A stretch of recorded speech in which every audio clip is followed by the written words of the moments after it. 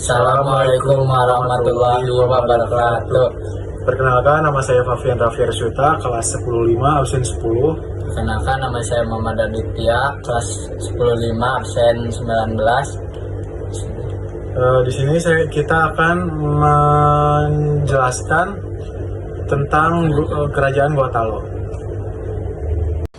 Kerajaan Gua Talo mencapai puncak kejayaan pada abad ke-17 ketika kesultanan ini berkembang sebagai pusat perdagangan dan mengembangkan berbagai inovasi di bidang pemerintahan, ekonomi, militer, dan sosial budaya. Awal mula kejayaan kerajaan ini tidak lepas dari Karaeng Patigalong, seorang mangkubumi yang menjalankan kekuasaan pada 1639 sampai dengan 1654. Mendampingi Sultan Maliku Said yang kala itu masih kecil. Pemimpin Kesultanan Gua Talo yang paling terkenal adalah Sultan Hasanuddin. Sejarah Gua Talo. Letak wilayah inti kerajaan ini berada di daerah Kabupaten Gua, Sulawesi Selatan.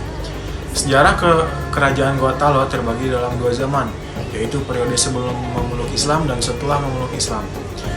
Kerajaan Gua Talo merupakan gabungan dari dua kerajaan yang berasal dari keturunan sama, yakni Kerajaan Goa Kerajaan Goa. Pada awalnya di wilayah Goa terdapat 9 komunitas yang dikenal sebagai nama Bate, Salapang atau 9 bendera. 9 komunitas tersebut adalah Tambolo, Lakiung, Saumata, Parang-Parang, Data, Anganjene, Bisei, Kalili, dan Sero, dengan berbagai cara baik damai ataupun paksaan. 9 komunitas tersebut membentuk kerajaan Goa. Tomanurung kemudian diangkat menjadi raja dan mewariskan kerajaan Goa pada putranya, Tumas Salangga. Bukti genealogis mengisyaratkan bahwa pembentukan kerajaan Goa terjadi pada sekitar tahun 1300, di mana masyarakat dan penguasaannya masih menganut kepercayaan animisme. Kerajaan Goa pernah terbelah menjadi dua setelah masa pemerintahan Tonatangka Lopi pada abad ke-15. Dua putra Tonatangka Lopi, Batara Goa dan Karanglorisero, berebut tahta sehingga terjadilah perang saudara. Setelah Batara Goa menang, Karanglorisero turun ke muara Sungai Tailo dan mendirikan kerajaan Talo. Selama bertahun-tahun, dua kerajaan bersaudara ini tidak pernah akur, hingga pada akhirnya Goa dan Talo bersatu dalam kesepakatan dua raja tetapi satu rakyat pada 1565. Setelah bersatu kembali, kerajaan ini disebut Kerajaan Gua Talo atau Kerajaan Makassar dengan sistem pembagian kekuasaan. Raja dipilih dari garis keturunan Goa, sedangkan Perdana Menterinya dari keturunan Talo. Masa kejayaan Kerajaan Gua Talo. Sultan Hasanuddin atau dijuluki sebagai Ayam Jantan dari timur yang naik tahta pada 1653 berhasil membawa Kerajaan Gua Talo mencapai puncak kejayaan. Pada masa kejayaannya, kerajaan ini dikenal sebagai negara maritim yang menjadi pusat perdagangan di Indonesia bagian timur.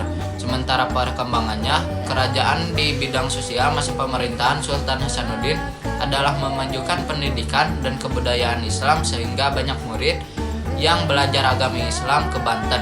Sultan Hasanuddin adalah sosok raja yang anti terhadap dominasi asing. Oleh karena itu dirinya menentang kehadiran VOC yang kala itu telah berkuasa di Ambon. Perjuangan melawan penjajah di daerah Makassar dipimpin oleh Sultan Hasanuddin menyadari kedudukannya sebagai semakin terdesak.